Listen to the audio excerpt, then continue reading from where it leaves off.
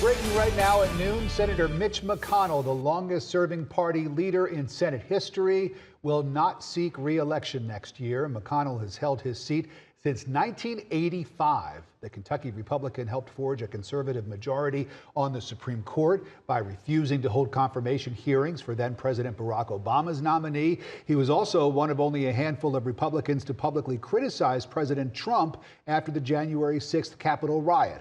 More recently, he was a no vote for some of President Trump's cabinet nominees he considered to be unqualified.